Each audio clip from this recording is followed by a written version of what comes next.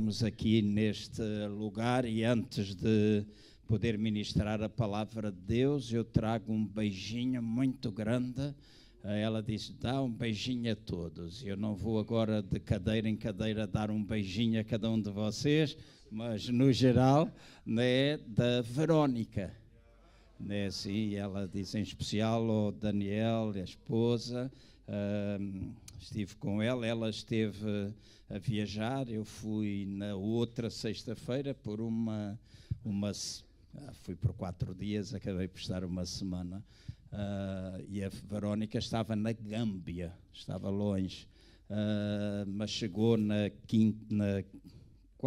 quinta-feira de manhã, estivemos um bocadinho juntos e depois quinta-feira à noite tivemos uma pequena reunião das 10 até à meia-noite e qualquer coisa, e ela disse, manda lá um beijinho para todos, porque ela viu que estaria aqui convosco, e então é uma alegria grande também para mim poder trazer saudações dela, para além de ser uma alegria muito grande poder estar aqui nesta tarde. Alguém me perguntava se eu já tinha vindo aqui, eu disse que não, que é a primeira vez, creio que em toda a minha vida de ministério já vão 40 anos, está-se a ficar velho, né? Está-se a ficar, e está-se? Ainda és novo, eu sou mais velhinho assim, né? Mas creio que em toda a minha vida lembro-me de ter estado na Pontinha, que há muitos anos, quando eu trabalhava com crianças. Os meus primeiros 8 anos de ministério foi trabalho com crianças. Fui evangelista nacional, fiz a Boa Semente, trabalhei na Casa Publicadora, etc.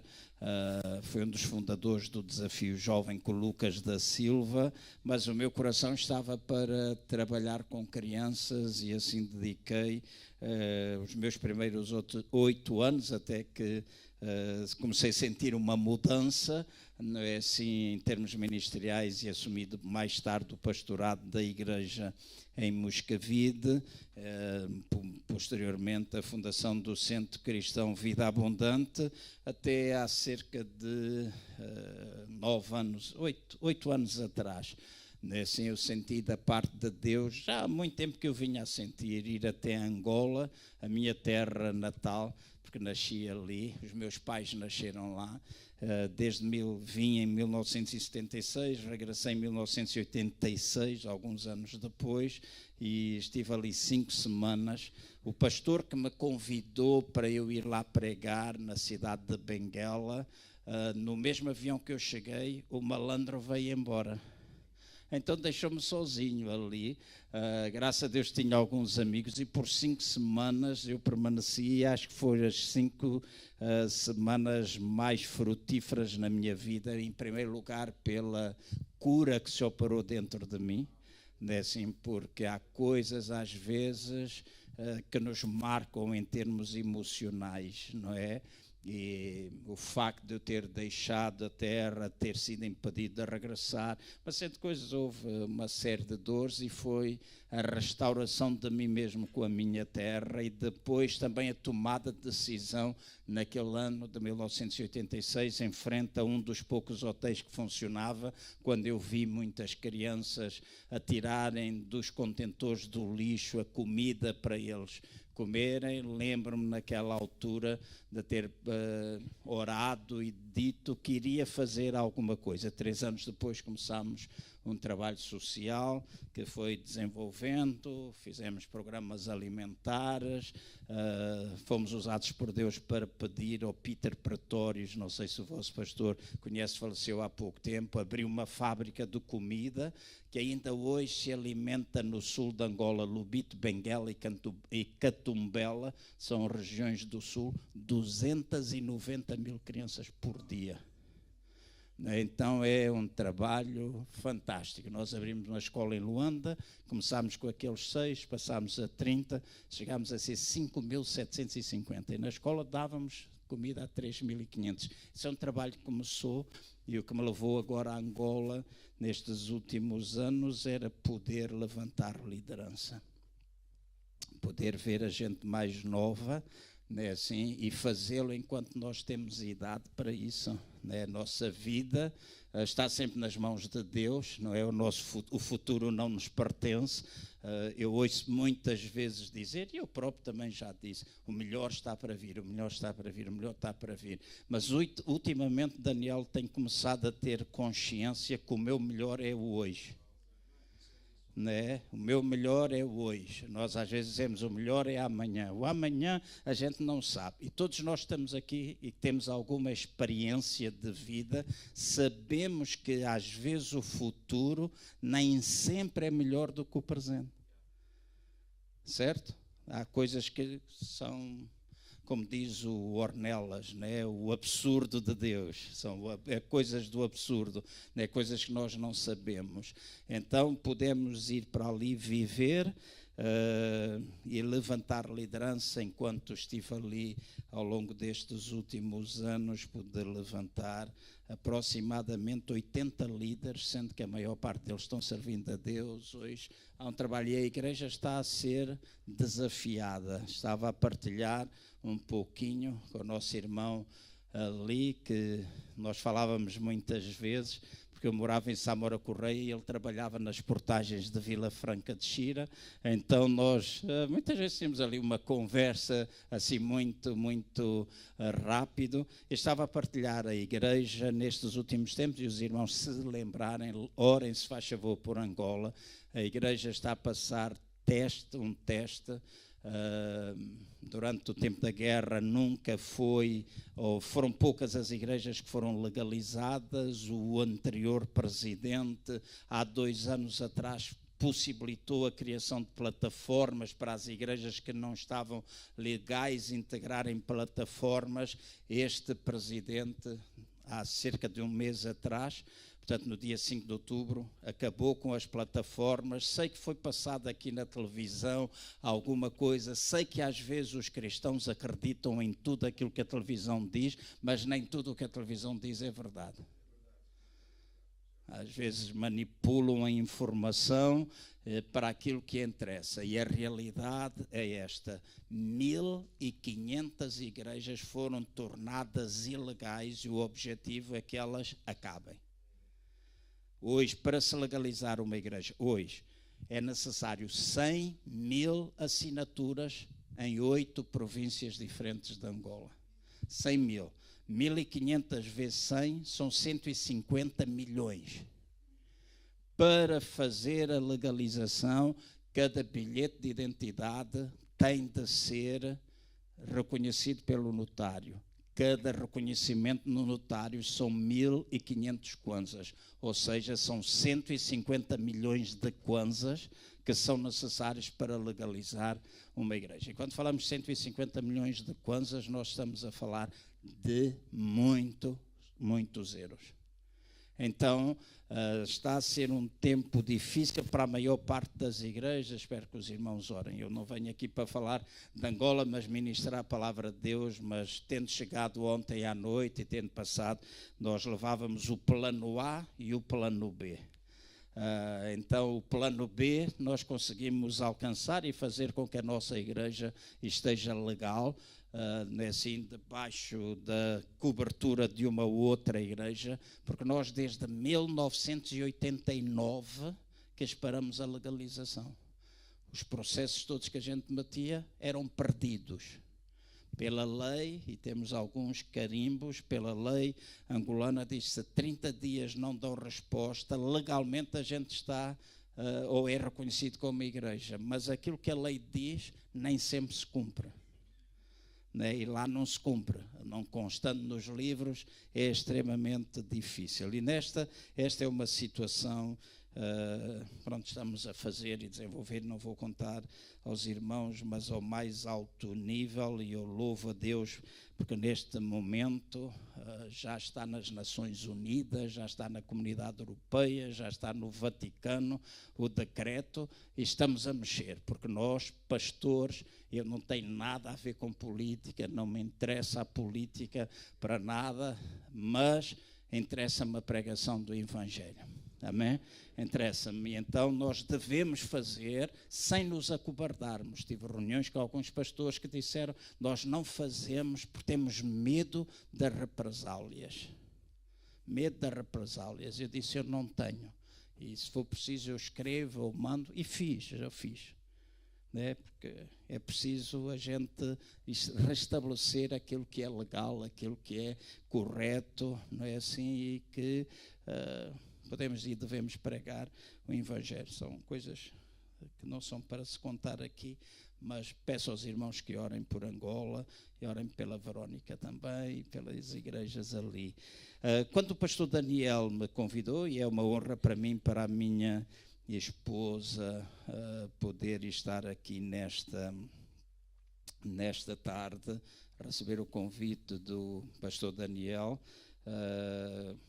Eu nunca tinha estado aqui, dizia. A primeira vez foi no trabalho das crianças e a segunda vez ainda era pastor, e a casa era numa destas ruas para aqui. Ainda era o pastor Caldeira. Era o pastor Caldeira ainda, não é assim que era o pastor. Portanto, já vai há alguns anos, mas eu tenho seguido com muita atenção, e hoje as redes sociais ajudam muito nesse sentido, todo o excelente trabalho que está a ser desenvolvido por vós, e também conhecer um pouco mais o coração do vosso pastor através daquilo que é publicado, através daquilo que é feito. E quando me convidou, e acima de tudo quando ele me mandou uma mensagem dizendo: eu tenho orado e tenho isto no meu coração, para mim foi o clique, né, assim, de conhecer alguém e que neste tempo presente, com licença, conhecer neste tempo presente alguém que está à busca de chegar mais perto. E o vosso pastor já dizia há pouco, às vezes nós conhecemos verdades, às vezes nós nos habituamos a um determinado número de coisas, já vimos acontecer muita coisa boa no passado, mas com o passar do tempo, às vezes há verdades que nós vamos perdendo, há situações que nós vamos deixando de lado, e sem nos apercebermos começamos a esfriar na nossa relação. Mais perto, eu perguntei: mais perto de quê? De quem? Porque nós, quando falamos mais perto, podemos estar mais perto de Deus, mais perto uns dos outros, mais perto do mundo lá fora, e creio que todas essas são áreas onde a igreja deve ir crescendo ao ponto de chegar mais perto. Comecei a orar desde aquele tempo, e houve uma palavra que desde aquela altura ficou gravada no meu coração. Aquela mensagem trouxe a confirmação para mim, e esta tem sido a minha oração, para que o Espírito de Deus me possa usar nesta tarde, para que os irmãos possam chegar mais perto uns dos outros, mais perto de Deus, mais perto da sociedade lá fora, porque essa é a nossa responsabilidade. E eu vou pedir aos irmãos para abrirem a palavra de Deus numa passagem muito conhecida, e estes versículos em Mateus, no capítulo 5, entre o verso 13 e o verso 16, é uma passagem, versículos que nós citamos muitas vezes, e eles servirão simplesmente para introdução daquilo que eu gostaria de partilhar convosco nesta tarde, usando posteriormente outros versículos no livro de Apocalipse, livro da revelação de Jesus Cristo, e gostaria de começar por ler aqui. Diz assim: vocês são o sal do mundo. Vou ler na tradução de português corrente, está bem? Portanto, pode ser um bocadinho diferente daquilo que os irmãos ou têm na Bíblia, João Ferreira de Almeida, que os irmãos têm. Diz: vocês são o sal do mundo, mas se o sal perder o seu sabor, como voltará a ser salgado? Já não presta para nada, senão para se deitar fora e ser pisado por quem passa. Vocês são a luz do mundo. Uma cidade situada no alto de um monte não se pode esconder. Também não se acende um candeeiro para o pôr debaixo de uma caixa. Pelo contrário, põe-se, mas é num lugar alto, que ilumine bem a todos os que estiverem na casa. Do mesmo modo, façam brilhar a vossa luz diante de toda a gente, para que vejam as vossas boas ações que vocês praticam e deem louvores a vosso Pai que está nos céus. Eu oro para que esta palavra possa penetrar no coração dos irmãos. Amém? Jesus coloca aqui dois conceitos bastante diferentes. Um é dizer que nós somos sal. E quando está a falar você, está a referir-se à igreja. Dirigia palavras aos seus discípulos, dirigia àqueles que os ouviam, e vocês são sal. E quando falamos de sal, nós estamos a falar de influência. Porque sal serve para salgar, sal serve para preservar. Em Angola, quando se quer conservar alguma coisa e não existem frigoríficos, coloca-se dentro de sal e aguenta muito tempo. Preserva. Assim, então, o sal tem propriedades que levam a preservar um determinado número de coisas, serve para salgar. Por isso, nós estamos a falar de ser influência. Então, Jesus está a trazer este conceito. Vocês são alguém que existem para ser influência. Mas ele depois acrescenta dizendo, mas vocês também são luz. Não somente sal, mas vocês são luz. Então, quando Jesus traz o conceito de vocês serem luz, Jesus está a trazer a ideia de que nós somos responsáveis por iluminar no meio das trevas. Muitas vezes, e esta é uma verdade, e eu espero que isso já tenha desaparecido na mente de muitas pessoas, é que nós temos a ideia que a igreja vai de mal a pior. Nós temos a ideia de que a igreja, porque depois pegamos em versículos, às vezes fora do seu contexto, quando Jesus voltar, vai achar fé na terra, será o amor de muitos, está a esfriar, e nós pensamos que as trevas estão a ganhar terreno, e eles só ganharão terreno se nós deixarmos que eles ganhem terreno. Jesus não vai voltar, em parte alguma, na Bíblia diz isto, Jesus não vai voltar para uma igreja que anda aqui sem saber o que é que faz, Jesus não vai voltar para uma igreja que parece uma barata tonta a bater nas paredes. Jesus vai voltar para uma igreja gloriosa, é o que está escrito, uma igreja triunfante, uma igreja que sabe o que é que quer, portanto uma igreja que vai exercendo influência e que vai iluminando, não somente luz no sentido de brilhar, porque nós podemos brilhar sem na realidade influenciar as trevas, sem realmente acabarmos com as trevas. Aqui quando é trazido este conceito de nós sermos luz, está a trazer o conceito de aquilo que nós somos, aquilo que nós vivemos, aquilo que nós anunciamos, vai destruindo aquilo que são as obras das trevas. Então, Jesus traz este conceito de sal e luz. Gostaria de pegar mais neste conceito de luz, neste conceito da luz, para partir para o tema desta tarde, nós estarmos mais perto enquanto igreja. E quando ele está a dizer vocês, eu preciso compreender que cada um de nós que está aqui, no sentido individual, tem Jesus a brilhar dentro de nós, a iluminar a nossa vida. Então, individualmente, cada um de nós é luz. Mas Jesus não disse tu és, ele disse vocês são. Então, individualmente, eu sou luz porque Jesus vive dentro de mim. Jesus, que é a luz do mundo, vive em mim. Mas coletivamente nós somos luz. Então o conceito que ele está a dizer é que a igreja é um conjunto de luzes. A igreja é um conjunto de luzes, ou seja, nós todos devemos fazer acontecer, ou fazer notado, ou fazer brilhar a luz que é Jesus. E ele associa este conceito, e durante alguns anos, esta foi uma expressão que eu nunca consegui perceber até ao dia em que eu ia na Estrada Nacional a caminho de Alcoentre e naquelas serras de Rio Maior ao longe eu vi um grande clarão e eu pensei, o que é aquilo? Uma luz assim tão a brilhar. E quando eu cheguei cá abaixo, perto de Alcoentre, vindo do norte, do lado direito está a prisão de Alcoentre.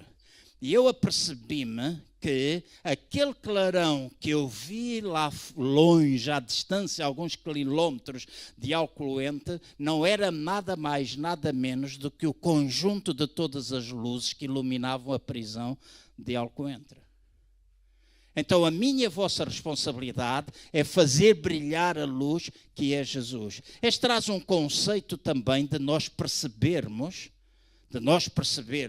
que enquanto igreja nós não brilhamos sozinhos, nós brilhamos em conjunto com os outros. A necessidade de termos uma compreensão do que é o corpo de Cristo e não permitirmos que aquilo que muitas vezes tem afligido a igreja em Portugal nos separe uns dos outros, às vezes por coisas ínfimas, coisas que às vezes é simplesmente uma maneira de expor, uma interpretação que a gente dá, mas na realidade nós somos todos irmãos e irmãs em Cristo Jesus. E o conceito que está por detrás de tudo isto é a comparação da igreja a uma cidade. A igreja é chamada de noiva, certo? A igreja é a cidade de uma nação santa, a igreja é chamada do templo de Deus. Há muitas expressões que são usadas, ou figuras que são usadas para descrever o que é a igreja. E uma das figuras que é usada para descrever o que é a igreja é a cidade. Uma cidade. Nós somos a cidade de Deus. Não é? Então, uma cidade. Uma cidade o que é? É um conjunto de automóveis, é um conjunto de pessoas, é um conjunto de autocarros, é um conjunto de prédios, etc. Mas também é um conjunto de luzes. Então, nós juntos somos cidade de Deus. E não somos cidade só, Igreja para Todos, Assembleia de Deus da Pontinha, são todas as cidades ou todas as igrejas que estão na cidade de Lisboa. Eu costumo dizer, se Jesus quisesse escrever uma carta à igreja em Lisboa, qual era a igreja que ele iria usar para colocar o nome? Alguns vão dizer, não, nós, Assembleia de Deus, somos porque nós temos a doutrina certa. Os batistas dizem, não, nós temos o... nós estamos certos para os outros, não é? Então, ele de certeza absoluta que se ele escrevesse uma carta, ele pura e simplesmente ia fazer aquilo que ele fez e que está escrito lá em Apocalipse, à igreja que está em Semina, à igreja que está em Filadélfia, a igreja que está em Éfeso. De certeza absoluta que ele iria endereçar a sua carta à igreja que está em Lisboa. E qual é a igreja que está em Lisboa? É o conjunto de todas as luzes que existem aqui, ou seja, é o conjunto de todas aquelas pessoas que nasceram de novo e que fazem parte do corpo de Cristo. Nós, essas pessoas fazem parte da igreja corpo. E todos nós temos a responsabilidade de fazer brilhar. E alguns de vocês podem estar a pensar, o que é que isto tem a ver com chegar mais perto? Já lá vamos.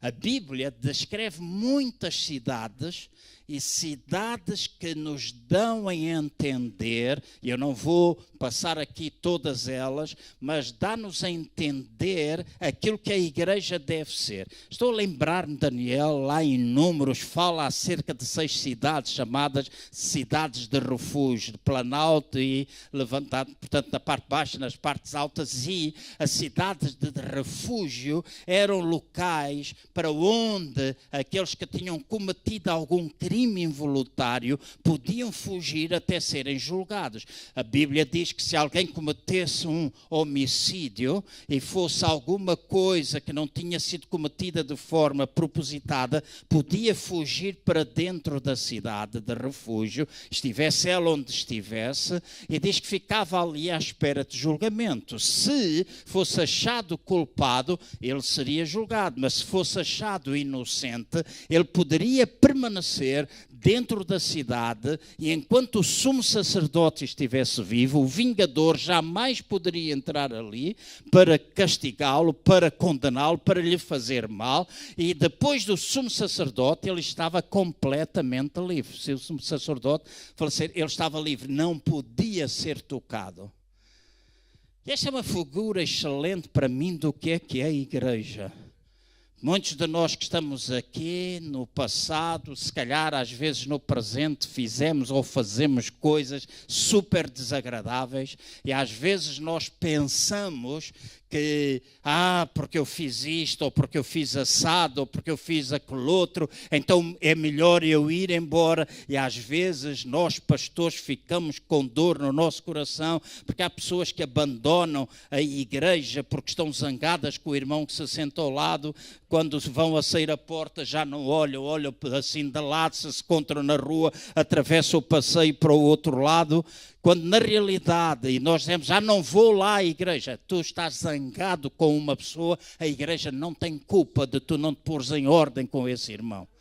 E quando nós falamos de chegar mais perto, nós precisamos entender que na igreja, para nós podermos brilhar lá fora, nós temos necessidade de estar bem uns com os outros. Se tu não estás bem com o teu irmão, tu jamais poderás estar bem contigo mesmo, com Deus e até com o mundo lá fora.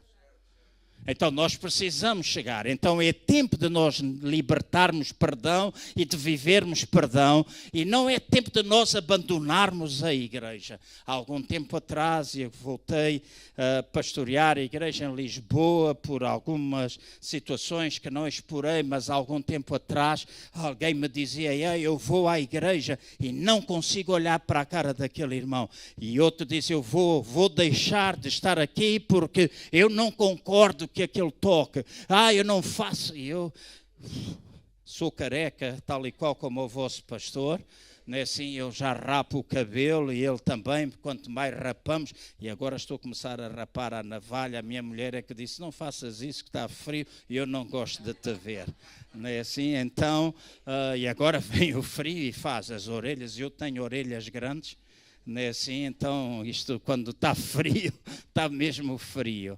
Não é? E eu que não tenho muito cabelo, há algum tempo atrás, eu disse, se algum irmão está dentro desta igreja e não é capaz de olhar para a cara do A, do B, do XYZ, não é capaz de exercer perdão, não é capaz de ser uma pessoa que perdoa, uma pessoa que é capaz de falar, de cumprir a palavra de Deus, então provavelmente esta não é a igreja para ele.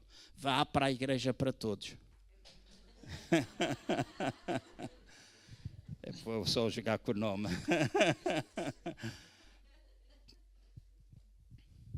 Nós precisamos entender, mais perto uns dos outros vai fazer nós brilharmos a luz. E a igreja, que é cidade, é o melhor lugar para nós estarmos.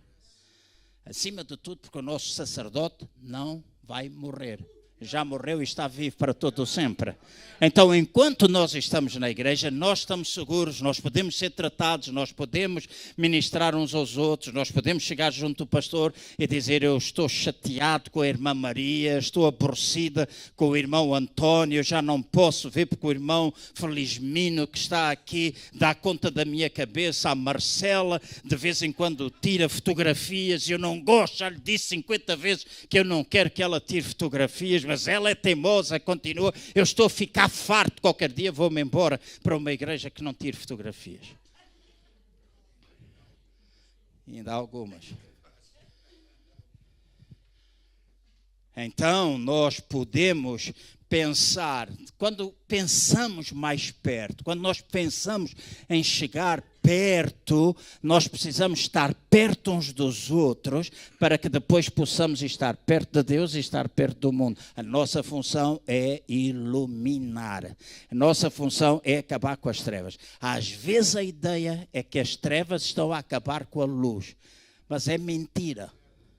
Eu desafio os irmãos, se quiserem, a fazermos uma experiência, apagar todas as luzes dentro desta sala, apagarmos a luz lá fora, vedar qualquer entrada de luz, isto vai ficar às escuras. Mas desafio os irmãos a alguém ir buscar um fósforo, se trouxer um isqueiro também, porque é para todos, se calhar também pode trazer um isqueiro. Hã? Tá bom, um telemóvel. Desafio um irmão que acenda um fósforo ali à entrada da porta. Eu garanto aos irmãos que aquela luz acaba com as trevas. Então não é as trevas que acabam com a luz. A luz tem muito mais poder do que as trevas. Então a igreja tem muito mais poder do que aquilo que nós imaginamos. Outra coisa que eu tenho vindo a descobrir e tenho estudado, eu não digo que ele não supervisione, porque dele é toda a terra. Às vezes nós pensamos a dizer, esta terra, o diabo. Deixem-me dizer, esta terra não é do diabo. Esta terra pertence ao Senhor. Em parte alguma diz que ele pertence. Não. Foi dado domínio através do pecado, mas através de Jesus Cristo, quando ele foi à cruz do Calvário, aquilo que era o seu plano original, aquilo que ele deu aos nossos pais Adão e Eva, foi dominar, subjugar, tomar domínio, influenciar, porque o plano original de Deus, quando ele plantou o Éden e colocou lá os nossos primeiros pais, é para que eles, a partir do Éden, pudessem influenciar a terra que estava sem forma, vazia, sem qualquer tipo de ordem. E aquilo que Adão e Eva tinham era a responsabilidade de, a partir dali, ir influenciando. E às vezes nós dizemos, Deus está no controle de tudo. Eu aceito que Deus controla, eu aceito que Deus tem todo o domínio, mas, na realidade, nós muitas vezes perdemos o foco. Se aquilo que Deus está a fazer é levar a igreja de volta ao plano original, se nós acreditamos que Ele vem para uma igreja triunfante, então Ele está-nos a levar de volta àquilo que era o seu plano original. Então nós também precisamos começar a crer de que há mais controle na nossa mão do que aquilo que a gente imagina. E às vezes nós dizemos, não, Deus está no controle de todas as coisas, porque a gente acha que é muito espiritual. Deixa estar, Deus está no controle. Mas às vezes está no nosso controle, porque nós temos Deus em nós. Cristo em vós, a esperança da glória. Cristo em vós, a esperança da glória. Eu já fiz experiências, ouçam bem, eu já fiz experiências de estar em lugares onde as pessoas que estão lá falarem asneiras, dizerem palavrões. E deixem-me dizer, se eu contacto com pessoas do mundo, e não sou nenhum padre metido num convento, eu ando no mundo, eu às vezes ouço palavrões, às vezes ouço gente a insultar outras, etc. Às vezes também já tive tentado, às vezes, ajudar alguma coisa, mas eu já estive em lugares e quando aquilo começa a tomar proporções em que os palavrões são tantos e que começa a afetar a minha vida, muitas vezes eu, no lugar onde eu estou, faço uma oração, digo agora mesmo em nome do Senhor Jesus, eu tomo domínio nesta situação, eu tomo controle, os palavrões acabam em nome do Senhor Jesus. Eu falo com Ele, e imediatamente os palavrões acabam. Eu não sou o único que já fez isso. Experimenta fazer. Então, nós temos domínio, nós temos capacidade de fazer essa influência, de ter essa influência. Então, nestes versículos está a dizer que nós somos luz, nós temos a capacidade de ir acabando com as trevas, as cidades de refúgio. E eu quero concluir, ou dar a grande parte da mensagem, a partir do versículo 2 de Apocalipse 18. Então, a igreja é comparada a uma cidade. Cidades de refúgio tipificam a igreja. A Bíblia fala de muitas outras cidades, o Apocalipse está cheio delas, mas há duas cidades que na Bíblia se destacam, e os irmãos de certeza absoluta vão concordar comigo. Há duas cidades na Bíblia que se destacam em relação a todas as outras. A cidade da Babilônia e a cidade de Jerusalém. Certo? Babilônia e Jerusalém. Duas cidades naturais, com reinos naturais, mas com reinos espirituais por detrás deles também. Babilônia foi fundada por Nimrod. Nimrod, quando faleceu, a mulher dele estava grávida e a doutrina da reencarnação nasceu dentro da Babilônia, Babel. Babel é confusão. Nimrod era rebelde. Então, quando nós falamos de Babilônia, nós estamos a falar da existência de lugares onde a confusão existe. E quando a confusão existe, há rebelião. Ou a rebelião traz sempre confusão. E se as cidades tipificam igrejas, deixem-me dizer, eu espero não ofender ninguém aqui nesta tarde, mas há igrejas que vivem que nem a Babilônia. Mas há uma Jerusalém, diz a Jerusalém, não é daqui, é lá de cima, fundada por Melquisedeque, sem princípio, sem fim, nome, origem, Salém. Salém tem origem a Jerusalém e era a cidade que era de cima. E diz a cidade que é de Deus. E a cidade de Deus, a Jerusalém espiritual, somos nós, igreja.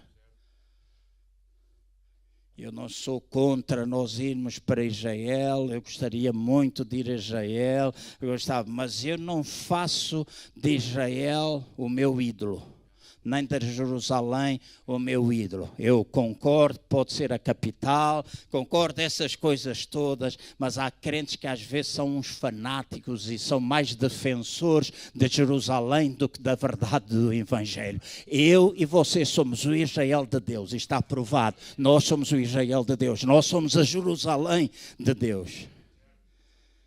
E então, esta igreja, Jerusalém, é uma igreja que deve florescer. Em Apocalipse 18, verso 2, 4 e depois versículo 20 a 24, diz assim, vamos começar pelo verso 2. Ele clamou com poderosa voz, caiu a grande Babilônia e se tornou morada de demónios e guarida de todo o espírito imundo e esconderijo de toda a árvore imunda e detestável. Verso 4. Ouvi outra voz do céu dizer, sai dela, povo meu, para que não sejas participante dos seus pecados e para que não incorras nas suas pragas. Agora verso 20. Exulta sobre ela, ó céus, exulta sobre ela, ó céu, e vós, santos e apóstolos e profetas, Deus contra ela vindicou a vossa causa,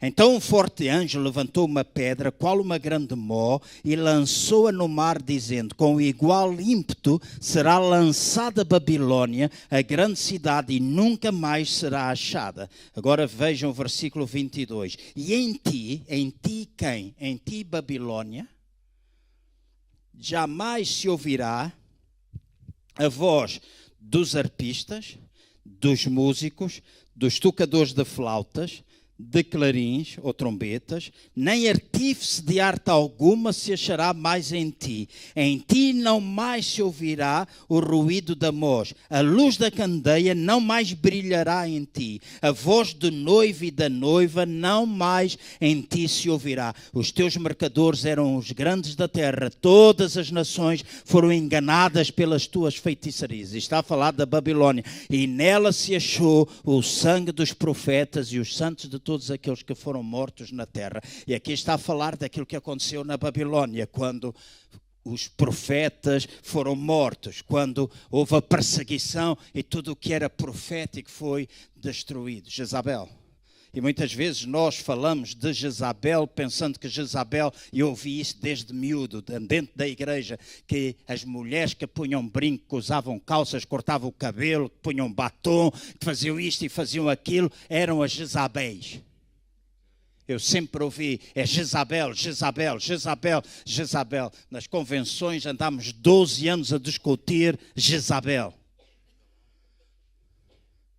Quando na realidade Jezabel não tem nada a ver. E deixem-me dizer, eu não acho que, não estou aqui a defender uma coisa nem outra, estou simplesmente a pôr o meu coração cá para fora.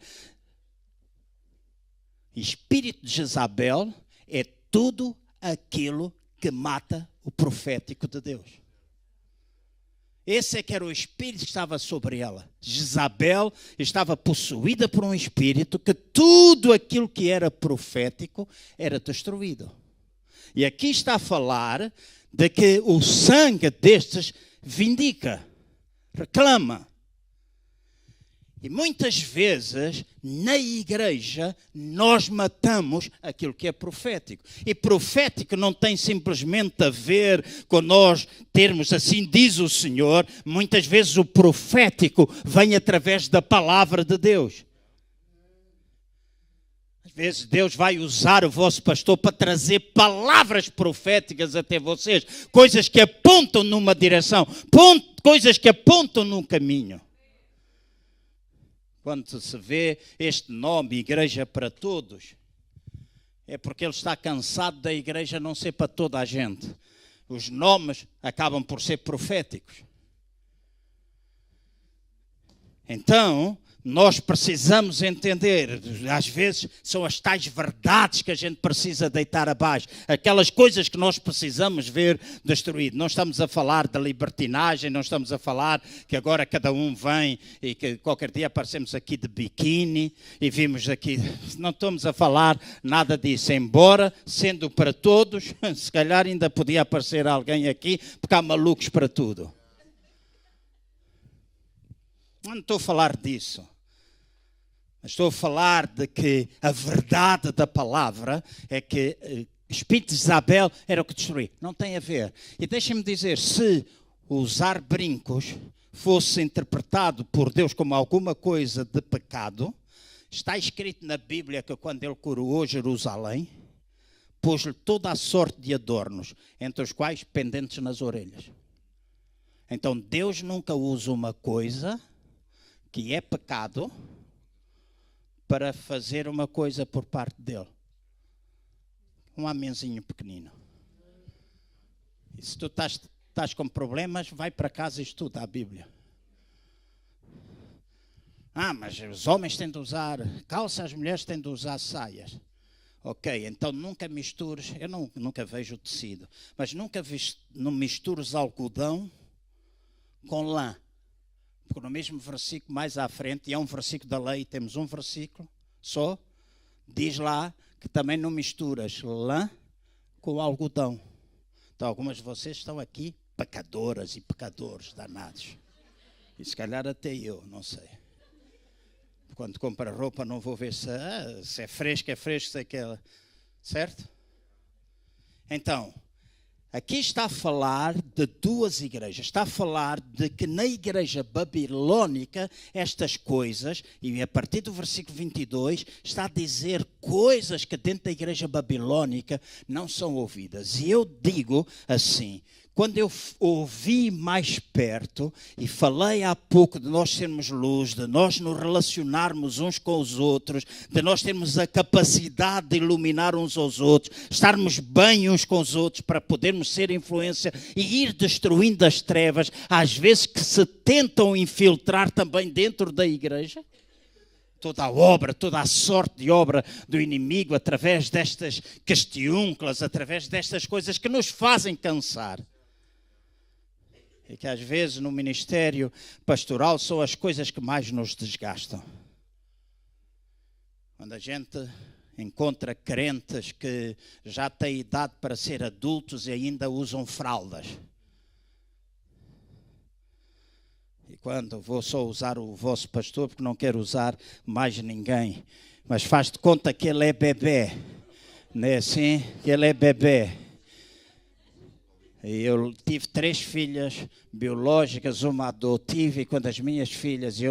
Fui um pai que nunca mudei fraldas, tenho de confessar, porque fiquei viúvo, voltei a casar, a minha mulher ainda pode ter filhos, há 2 meses nós andamos aflitos, ela não quer, eu não sei, quem anda à chuva molha-se, anda à chuva molha-se, né?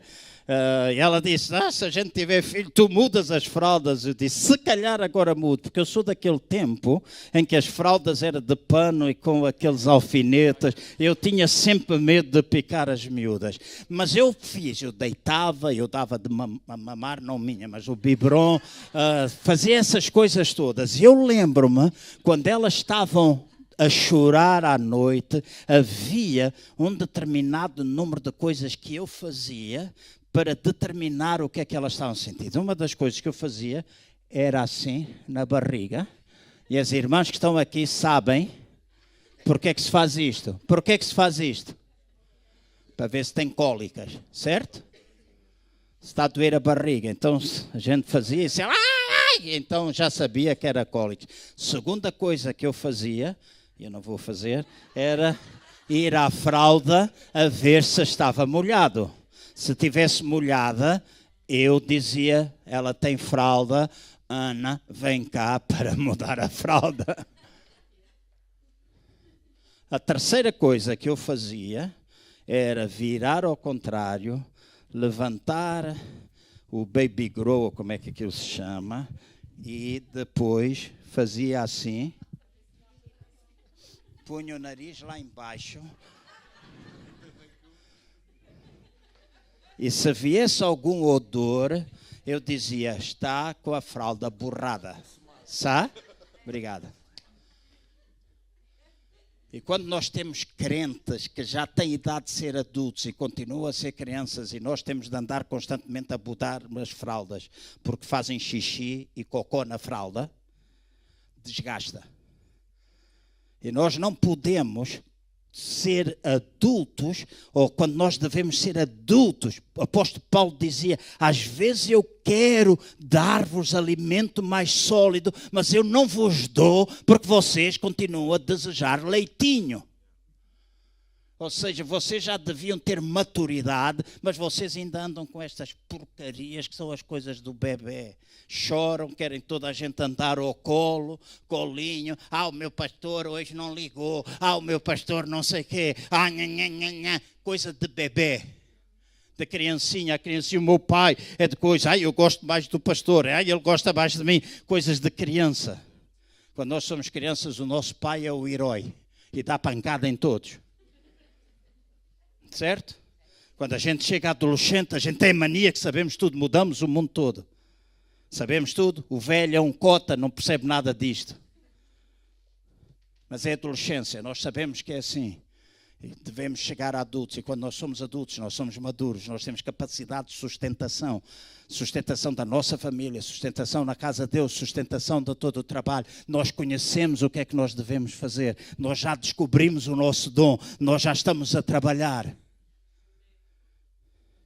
Então esta igreja, para que cheguemos mais perto, nós precisamos, cada um de nós, em vez de andar com bebezices, e o pastor não me contou nada, mas em vez de andarmos com bebezices, em vez de andarmos a borrar as fraldas, em vez de andarmos a fazer xixi na fralda, é tempo de nós crescermos para que possamos ser de tal maneira maduros, em que cada um de vocês possa usar o dom. Quando eu fiquei neste grupo aqui a orar, eu estava a olhar para esta irmã, e esta irmã estava a fazer oração. E de repente eu parei de orar por todos os outros e comecei a orar por ela. Eu disse, Deus, ajuda com a idade dela. Eu disse assim, na velhice dela. Porque eu acho que a irmã é mais velha do que eu. Portanto, eu posso... 76, é bem mais velha do que eu. Eu tenho 45.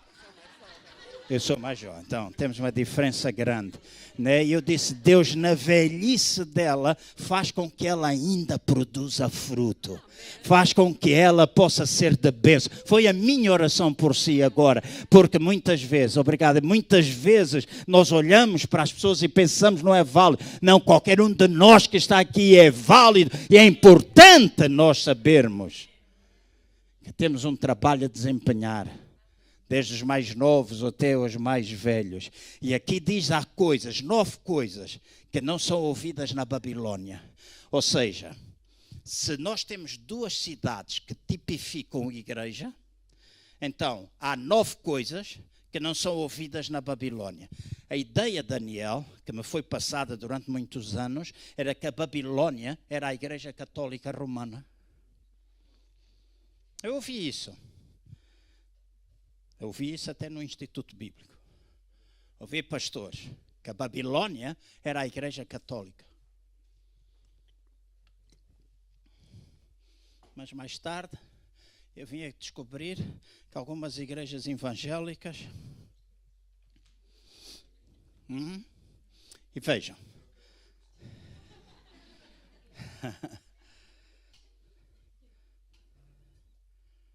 Diz assim, em ti, não se ouvirá mais a voz de arpistas, músicos e tocadores de flautas ou trombetas.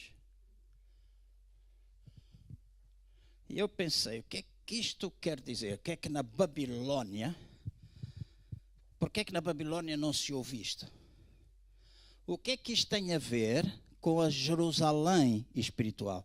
O que é que isto tem na igreja babilônica não se ouve? Então, se não se ouve na babilônica, nós devemos ouvi-la na Jerusalém.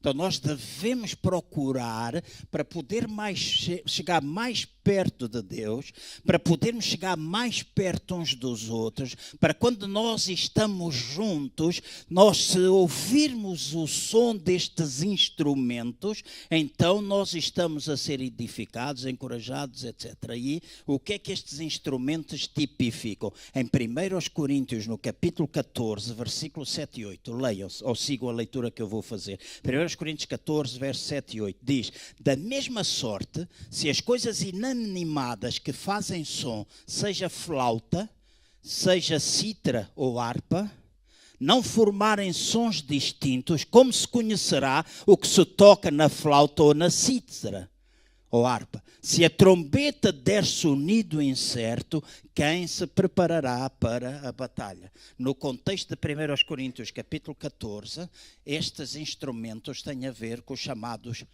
manifestações do Espírito Santo de locução: profecia, línguas e interpretação. E estes dons, quando estão em operação, não é para que a gente diga assim, diz o Senhor. Nem precisamos mudar a nossa voz. Essa é alguma coisa que nós precisamos fazer. Eu não posso dizer para fazer soar, porque não é Deus que está a falar, é o João Cardoso, que cheio do Espírito Santo fala. Então usa a minha voz. Eu não preciso dizer, meus, assim diz o Senhor. Ganhamos uma embalagem.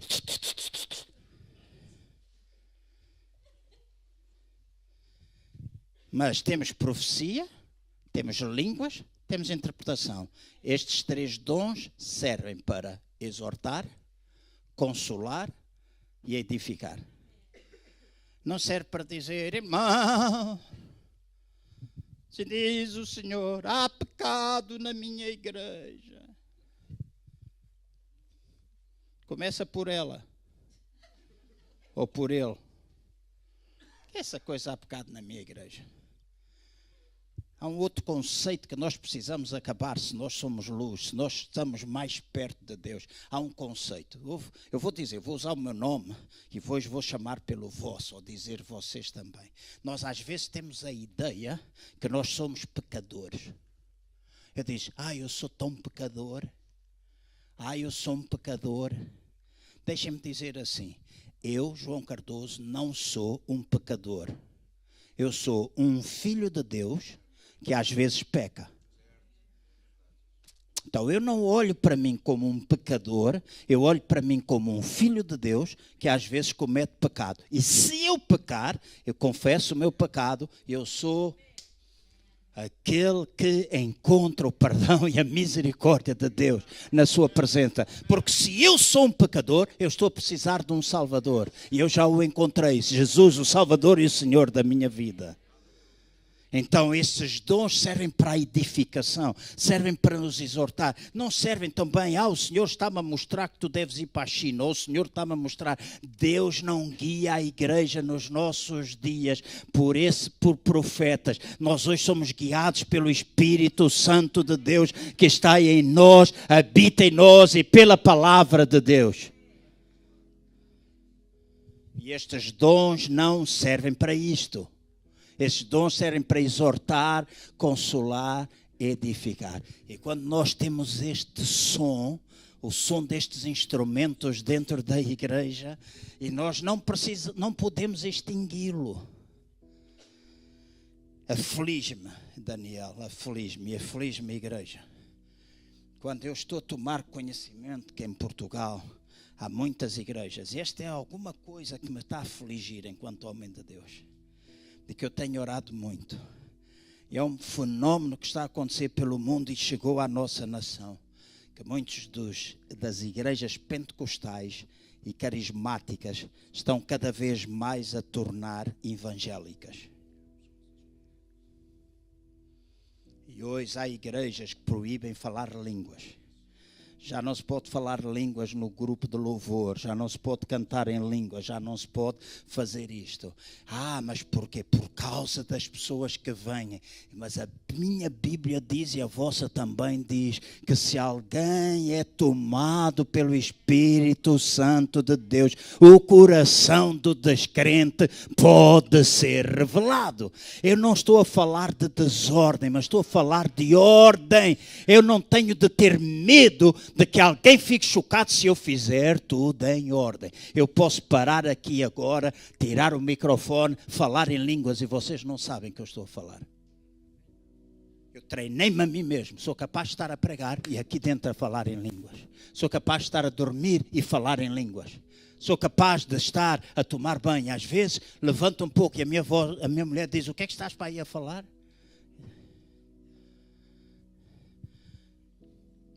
Porque Cristo em nós, a esperança da glória, leva a uma vivência de tal maneira com Deus. E há alguma coisa que nós precisamos. E eu não tenho vergonha de dizer, Daniel, houve tempos na minha vida quando a igreja cresceu tanto. E os problemas foram tantos. E a administração era tanta. Que algumas das coisas eu perdi, uma das quais era aquela intimidade que eu voltei a descobrir quando fui para Angola. E descobri da maneira mais dura.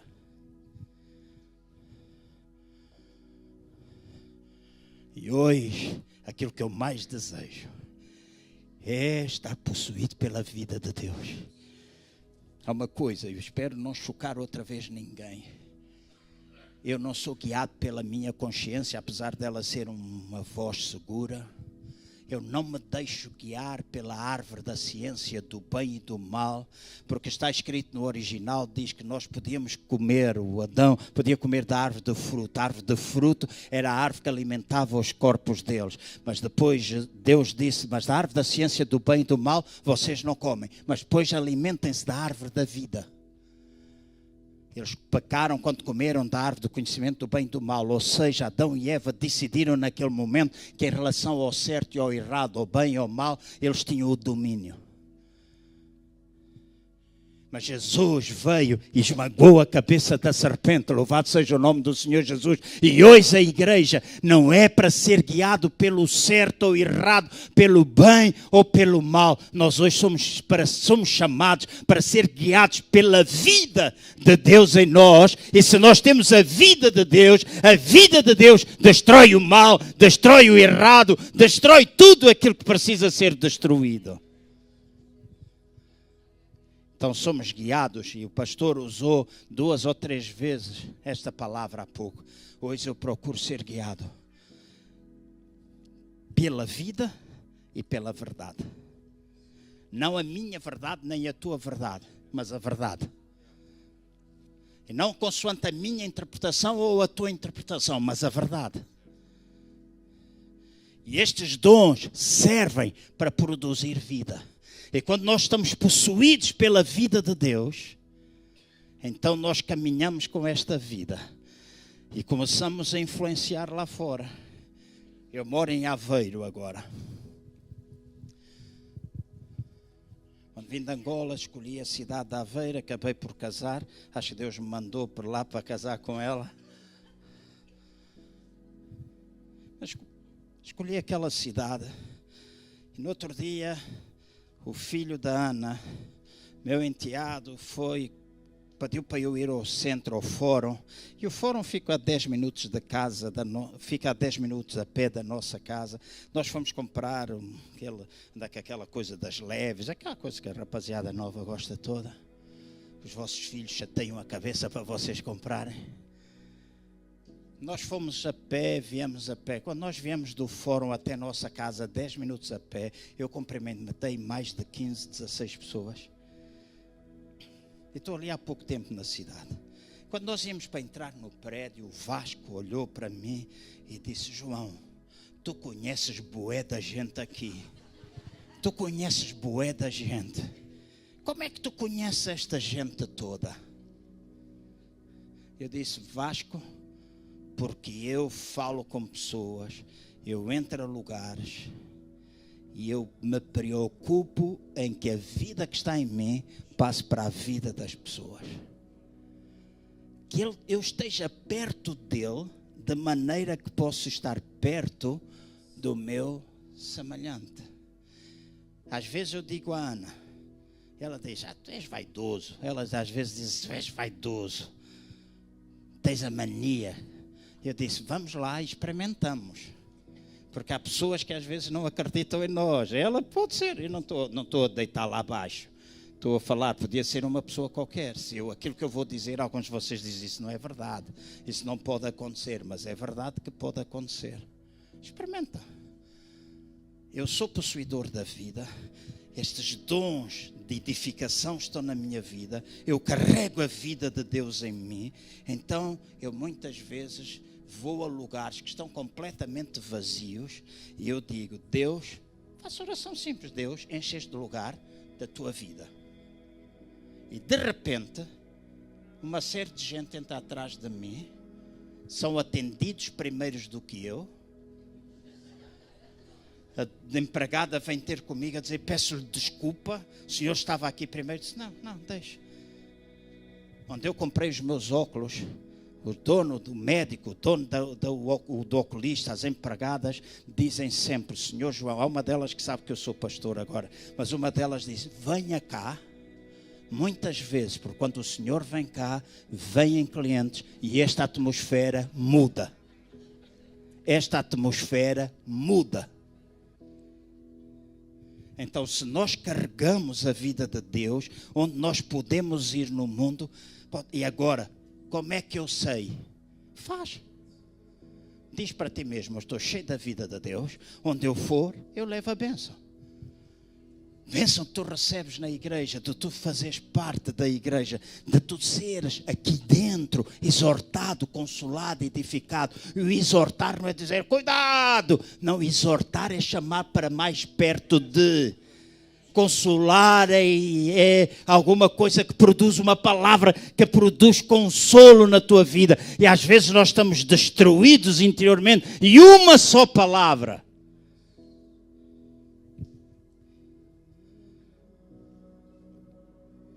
Depois diz, não se ouve o som dos músicos.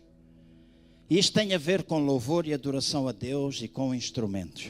E diz que na Babilônia eles não podiam tocar instrumentos, não podiam cantar, não podiam lançar, não podiam louvar livremente porque estavam em cativeiro. O Salmo 137, versículo 1 a 4 diz assim, juntos aos rios da Babilônia, nos assentámos e chorámos, lembrando-nos do Sião.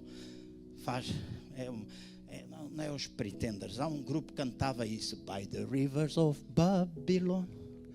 Vocês lembram-se dessa música, assim, uns mais cotas como eu, não como aquela irmã, mas como, assim, pessoal da minha idade, dos 45, mais ou menos. Nos salgueiros que há no meio dela, penduramos as nossas harpas, pois aqueles que nos levaram cativos nos pediam canções, e os que nos atormentavam, que os alegrássemos, dizendo, cantai-nos uns dos cânticos de Sião, mas como entoaremos o cântico do Senhor em terra estranha? E Daniel, cada vez mais eu tenho pedido a Deus, e quando eu estava no lugar de dirigir louvor e este grupo, eu dizia, Deus, traz o teu som cada vez mais a esta igreja. Cada vez mais o teu som, em que aquilo que nós fazemos, quando nós louvamos a Deus, nós dizemos, Deus habita no meio do louvor do seu povo. Mas Deus habita no meio do louvor do seu povo se nós criarmos lugar para a habitação dele. Porque se nós não criarmos lugar para a habitação, ele não habita. Senhor, tu chegaste aqui primeiro do que eu. É mentira, ele não veio aqui. Ele está escrito, não habita em tempos meio de homem. O primeiro irmão que chegou aqui trouxe Deus.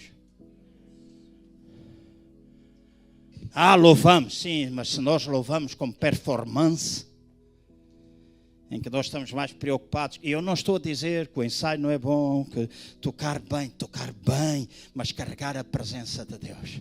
Enquanto nós começamos a louvar, criamos uma atmosfera de tal ordem que Deus encontra um lugar para a habitação. E quando Ele encontra um lugar para a habitação, os meus olhos já viram Daniel, o grupo estar a louvar e pessoas deixarem o lugar a correr, virem à frente, dizer: somos pecadores, nós precisamos de Jesus. Muitas vezes acabámos de louvar a Deus e o Espírito Santo dizia: faz apelo.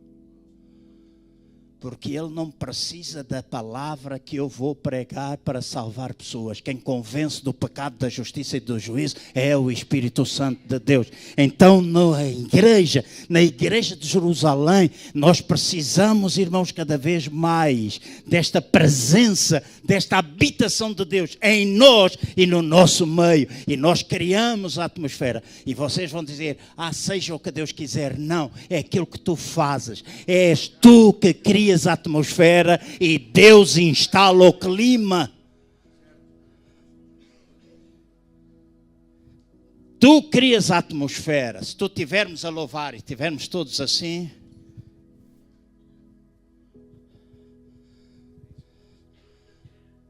eu não vou dizer tudo, mas vou dizer uma parte. Eu sou uma pessoa que observo, sou um excelente observador. Às vezes pareço um tipo distraído. Às vezes parece que ando na lua, porque sonho, gosto muito de sonhar e gosto muito de sonhar com olhos acordados. Eu sou uma pessoa extremamente observadora. Quem trabalhava na igreja, tivemos 42 pessoas, já chegámos a ter 42 pessoas o tempo inteiro a trabalhar na igreja em Lisboa, e eles temiam quando eu chegava, porque eu passava. Uma coisa que eu fazia era ir dar beijinho a todas as empregadas, dar um abraço a todos os pastores e toda a gente trabalhava. E quando chegava ao meu gabinete, eu sabia o que é cada um de nós, deles, estava a fazer. Porque olhava, um beijinho, mas o beijinho não é com os olhos, é com a boca. Mas os olhos... E há bocado eu estava aqui, e de vez em quando me encostei aqui, e de vez em quando eu fiz assim, de vez em quando eu fiz assim. E vi gente a construir a habitação de Deus. De várias idades. Mas vi alguns que... Quando o pastor toca umas coisas boas, ele até diz: aleluia, amém, igreja, vamos embora. Mas somos todos nós que criamos a habitação de Deus. E no momento em que este som não desaparece da igreja, a habitação dele vem. E quando ele vem, aquilo que é antes, encorajamento, exortação, consolação, tem lugar salvação, tem lugar em que Ele está mais perto de nós, mais perto dEle, mais perto uns dos outros. E quando nós vamos de tal maneira cheios, que onde nós chegarmos, iluminamos. Depois diz: não se ouvirá ou não se achará em ti artífice na Babilônia. 1 Coríntios 3,10, eu vou acelerar. 1 Coríntios 3,10 diz: segundo a graça de Deus que me foi dada, pus eu como sábio construtor o fundamento, e outro edifica sobre ele. Mas veja cada um como edifica sobre ele. Deixa-me dizer, na igreja de hoje, ou na igreja de Jerusalém, não há o show de um homem só. E eu vou dizer alguma coisa que volto outra vez a dizer. A minha mulher disse: parece que estás nervoso. Ela disse, há pouco estávamos coisas, parece que estás nervoso. Eu comi pizza, e há bocado estava ali sentado, estava a dizer: eu bebia uma água com gás, parece que a pizza não digeriu. E há pessoas que me dizem: tu agora pregas com uma facilidade, né? Isso para ti, pregar 40 anos, com tanta experiência. Comecei a pregar com 5. 40 anos. Eu pensei que vocês estivessem distraídos. 5. Tu pregas isso. E eu costumo dizer sempre: ainda hoje eu fico nervoso. Sempre que eu sou convidado para pregar numa igreja onde eu não estou e que não conheço, eu fico nervoso.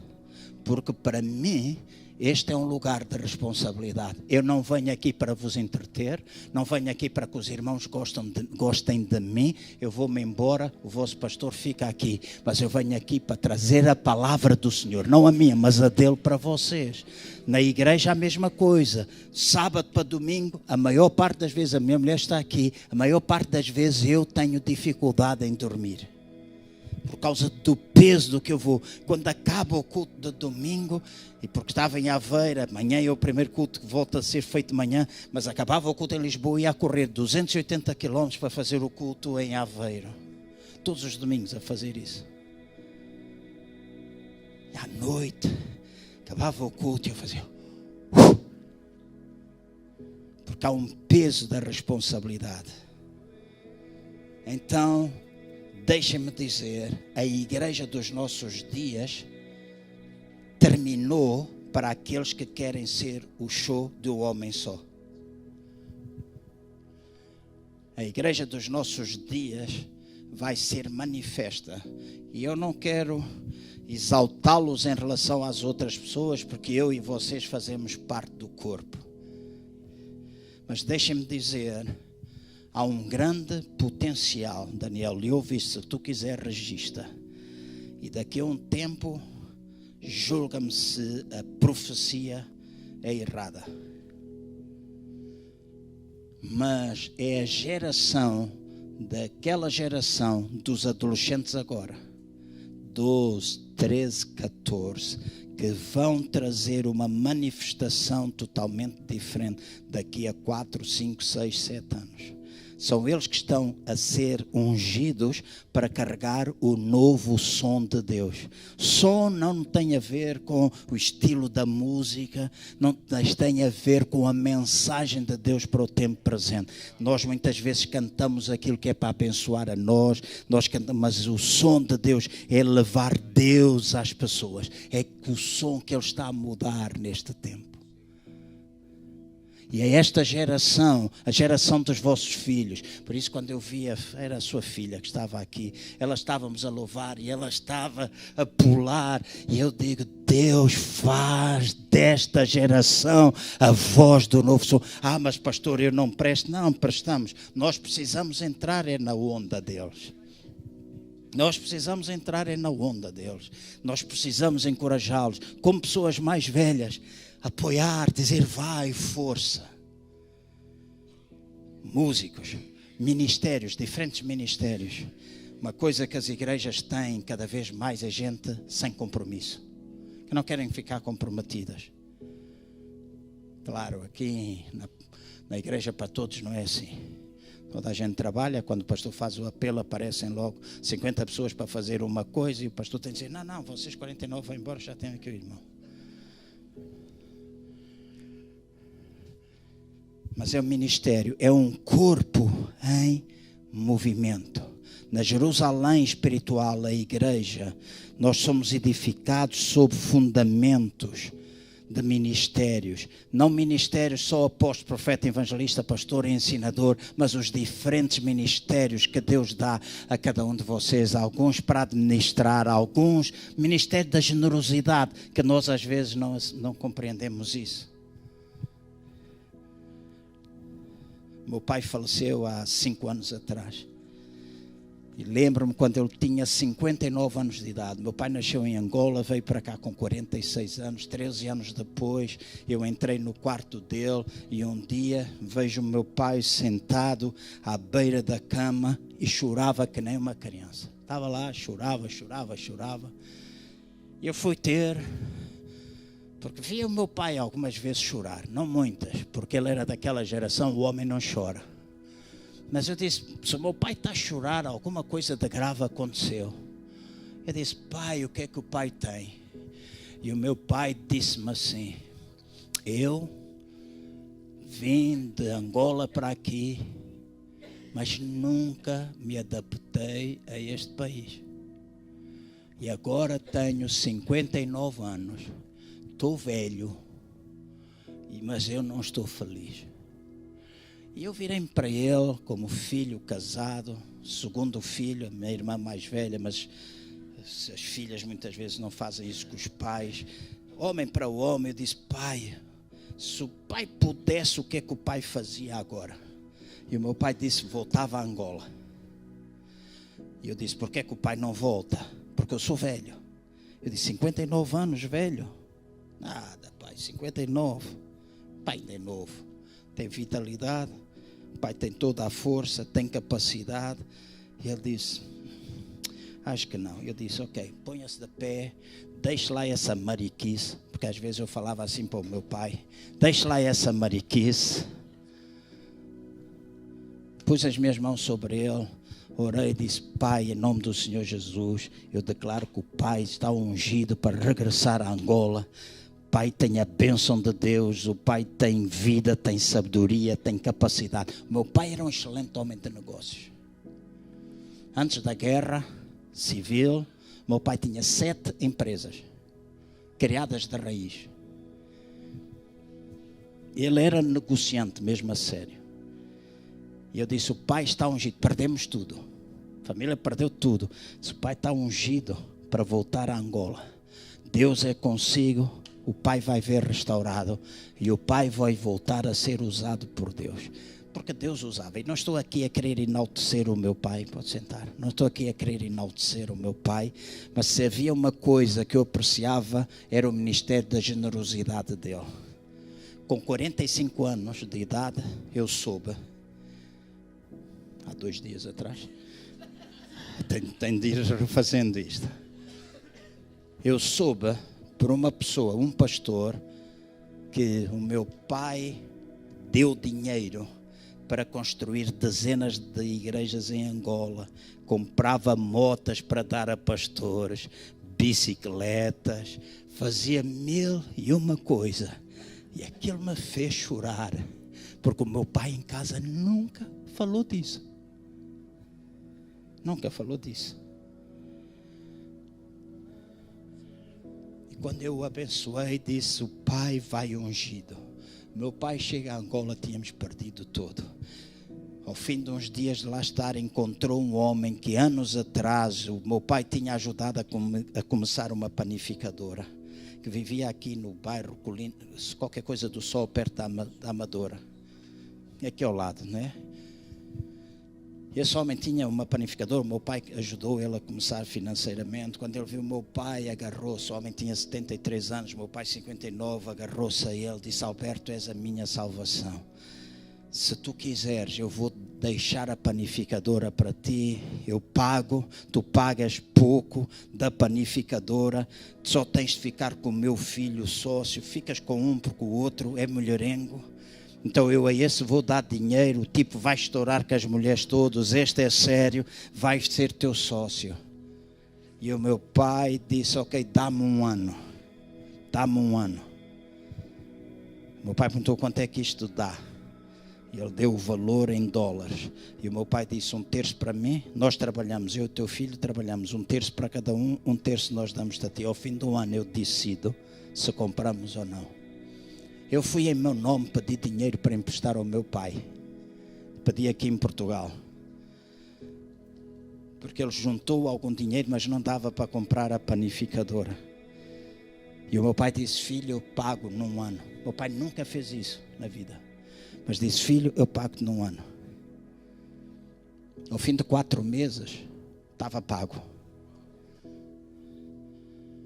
E desde aquele dia até ele falecer e até antes de vender, a empresa dele foi uma empresa apostólica. Então, se tu és abençoado por Deus, há dons que Deus dá. E às vezes estes dons nós não valorizamos. Mas há pessoas que estão dentro da igreja que têm dons de generosidade. Pessoas que têm dons de dar. Que quando têm, não olham nem choram por aquilo que dão. Não andam a contar ali ao cêntimo, porque é o dízimo. O dízimo não é não tens de olhar para isso como uma lei que tu ganhaste 502,25 € e tu andas ali a ver que tens de dar 50, mais 12, não sei o que, ainda vais trocar aí as moedinhas antes de entrar na igreja para dar certinho. Pensa que se tu tens, tu dás. Quanto mais tu abençoares, mais tu vais. Ministérios em operação. Eu estou a correr. Na igreja de Jerusalém não se ouve o ruído da moda. Deuteronômio não diz que não se ouvirá o ruído da moda. Deuteronômio 24:6 diz: não tomarás em penhor ambas as mãos, nem mesmo a mão de cima, pois assim se penhoraria a vida. O que é uma mó? Os irmãos mais antigos sabem. São duas pedras, certo? E a pedra de cima gira para quê? Para moer o milho, o trigo, aquilo que é a semente que a gente colocar lá, certo? Então, diz que não se poderia penhorar ambas as mãos e, acima de tudo, a mão de cima. Porque quando se vai penhorar a mão de cima, vai deixar de haver possibilidade de haver milho ou de haver trigo. E quando nós falamos de milho ou de trigo, principalmente de trigo, nós estamos a falar de pão. Então, na igreja, ouçam bem, na igreja de Jerusalém, cada vez mais nós temos de estar a pensar que quando nós nos juntamos, Daniel, eu estudei teologia há 3 anos, tenho mais um curso de teologia da América, tenho mais cursos daqui, dali, da acolá, e dou graças a Deus por esse conhecimento que eu tenho. Mas nunca uso nenhum título, nem falo a ninguém o que é que eu tenho. Fui forçado agora a fotocopiar as dezenas de diplomas por causa de Angola. Eles exigem que as pessoas tenham formação. Mas quando eu prego, eu digo: Deus, eu não digo que não seja bom, é bom para a minha formação, para eu saber o que é que eu creio. Mas eu, quando prego, gosto que os irmãos percebam bem o que eu estou a dizer, usar uma linguagem simples. Quando alguém vai para casa, vai sem dúvidas o que é que eu quis dizer. Eu não vos quero encher e não sou contra a reforma, é uma bênção. Mas eu não vos quero encher de Martinho Lutero. Martinho Lutero já não faz nada por nós. Jesus hoje faz. Então, pão, alimento fresco. Não é vir ao disco e toca o mesmo, em que a gente entra e sai, aquilo é sempre a mesma treta, e depois as ovelhas andam aí a correr atrás, toda a sorte, ou encher as igrejas de psicologia. Hoje temos igrejas cheias de psicologia, de princípio. Hoje temos de partilhar, e não sei o quê. Mas nós precisamos ter as igrejas cheias da palavra de Deus, cheias da presença do Espírito Santo, porque é a palavra e o Espírito Santo que produzem a mudança. Há gente que diz, não, o mais importante é a palavra. Smith Wigglesworth, antes de morrer, profetizou que iria chegar um dia na história da igreja em que as pessoas estavam mais preocupadas em louvar do que em orar. E estariam mais preocupadas com a palavra do que com o Espírito. Mas era a mistura das duas coisas que iriam produzir aquilo que era a vida e presença de Deus. E hoje a gente tem bons concertos na igreja.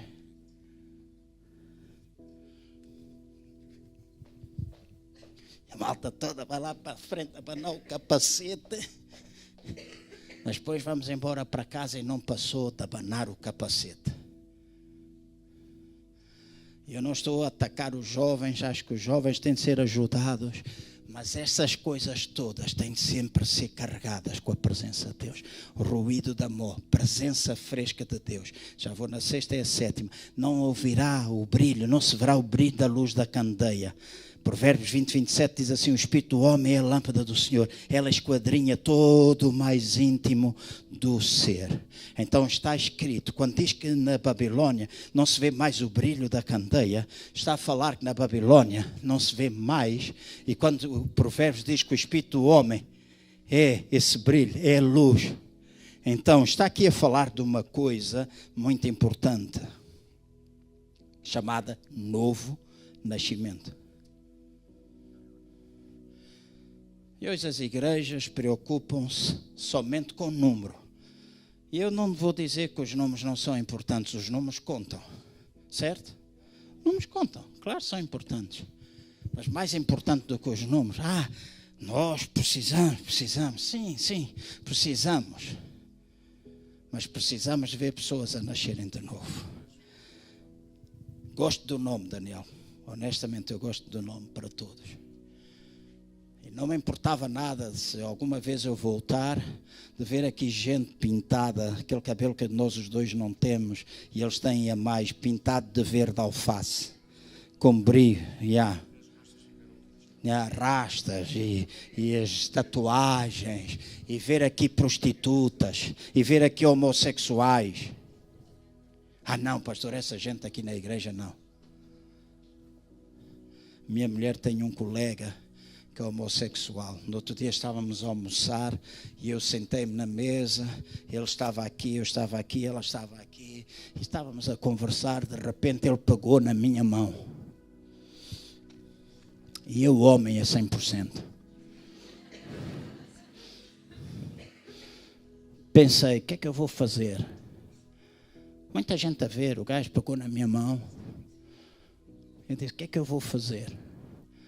E o Espírito Santo disse-me, deixa. Eu deixei ficar a mão. E ele começa-me a fazer festinhas. Estou a falar uma coisa a sério, os irmãos. E eu disse, Espírito Santo, ele está-me a fazer festas. Verdade. Estou a falar a sério. É porque se Deus está em nós, a gente pode falar com ele assim. Né? Diz-me lá o que é. E Deus disse, deixa. Ele fez festas e não sei o quê. A gente acabou de almoçar, foi para casa e ela vai ter com a minha mulher e disse, o teu marido é fixe, né? Gente fixe. Ela perguntou por quê? Porque ele deixou fazer festinhas na mão. Que tipo, ele é pastor, que tipo de igreja, né? Ou que tipo de igreja vocês são? O que é que vocês fazem aos homossexuais? Ela disse, a gente acolhe-os, a gente deixa-os vir. Ela disse, mas não, ele não é contra? Disse, não. E contou-lhe a história de um amigo dele, homossexual, que por sinal era filho de um casal de crentes, e ele também ia à igreja desde pequeno, e mais tarde transformou-se num homossexual, numa igreja na cidade do Porto.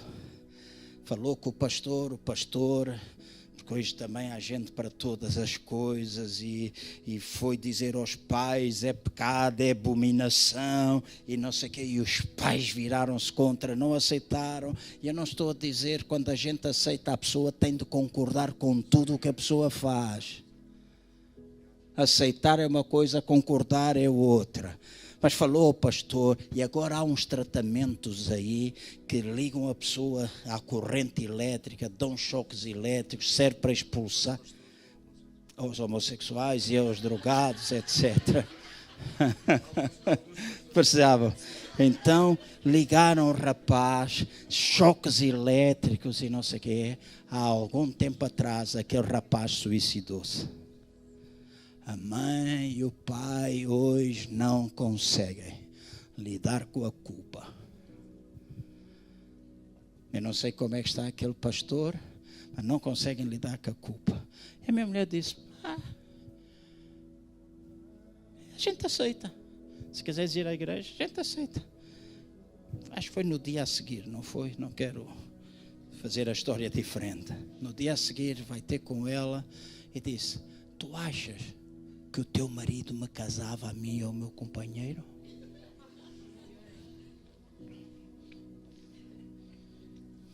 E a minha mulher disse, olha, ele aceita, a gente aceita, mas tem quase a certeza absoluta que ele não te casava. Para nós, é o homem com mulher, não é o homem com homem, nem mulher com mulher. É o homem com mulher, mulher com homem. Então, quase certeza que ele não te casava. E ela contou-me. E eu disse, olha, vai lá dizer a ele que se ele fizer lá o casamento onde ele quiser fazer, e se quiser me convidar para eu ir orar por ele, ou por eles, eu vou orar.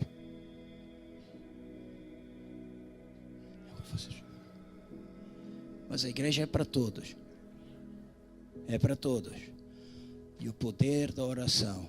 Na nossa igreja em Lisboa, temos neste momento 2 pessoas. Ninguém sabe quem são, mas 2 pessoas que foram homossexuais e já não são. Ninguém sabe, porque essas coisas a gente não divulga, não torna. Alguns vão dizer, mas desconfiam. Sim, porque às vezes há aqueles gestos. E às vezes eu brincava, assim, entre amigos. A gente às vezes brinca, são assim, são assados. Mas houve uma altura, porque temos 2 agora. Um que vinha da Ilha da Madeira todos os fins de semana, membro do governo regional da Madeira, no tempo de Alberto João Jardim, que ouviu pregações minhas, vinha todos os fins de semana. Ele disse, eu venho a esta igreja porque você nunca falou contra. E assistia todos os domingos, vinha, pagava o bilhete de avião para vir assistir. Ou o Alberto João pagava, não sei. Mais provável. Ou nós. Mas tínhamos 6 mulheres que eram lésbicas. 3 juntas, sempre. 3 sentavam-se lá atrás. Nunca preguei contra. Pediram-me aconselhamento. Pediram oração, eu aconselhei, fiz oração, abençoava. Eu às vezes dizia, vocês são tão simpáticas, por que vocês não ficam aqui e cumprimentam as pessoas? Porque ninguém sabia que elas eram. Mulheres não se nota assim tanto, mesmo tenha gesto é de mulher, né? Então, claro, algumas notam-se porque são mais homem, mais macho. Então eu disse, mas vocês fiquem à porta, deem beijinhos às pessoas, etc. Porque dar beijinhos não contamina ninguém. Um dia eu convidei um pastor de fora que foi lá e pregou e achincalhou os homossexuais. No domingo a seguir, aquelas 6 foram embora, nunca mais voltaram. E eu pensei tantas vezes para mim, a igreja é o lugar onde o novo nascimento pode acontecer. Onde a mudança, se não acontecer aqui, onde é que vai acontecer? Então, o ruído de amor, palavra fresca que toca todas as pessoas. E termino.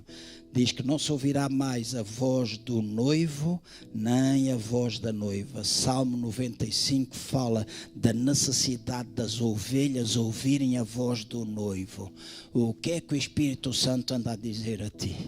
O que é que tu tens ouvido? Eu esqueci-me quando comecei. Não me esqueço de acabar. Voz do noivo, o que é que o Espírito Santo te diz? O que é que ele anda a falar contigo? Se vocês têm ouvidos, ouçam o que o Espírito Santo diz à igreja. E como é que ele diz? Ele diz através da palavra, do cântico, daquilo que ele fala contigo, aquilo que o pastor prega. Ele fala com vocês para que vocês cheguem mais perto dele. E depois diz, e ouvir a voz da noiva. A noiva a dizer ao noivo, eu te amo. E o noivo diz à noiva, meus filhos amados, eu vos amo. Algum de nós tem dúvidas que Deus nos ama? Ele nos ama incondicionalmente. Façamos bem, façamos certo, façamos errado, coisas que produzem morte e que não produzem vida, Ele continua a amar-nos da mesma maneira. Não nos lança nada, não nos condena. Se Ele precisa corrigir, Ele vai corrigir com amor, Ele vai nos abraçar, Ele vai nos pôr no caminho. E nós, noiva, precisamos dizer frequentemente, eu te amo. Vamos ficar de pé? Eu te amo, eu te amo, eu te amo, eu te amo, eu te amo. Então, no lugar onde tu estás, levanta as tuas mãos agora.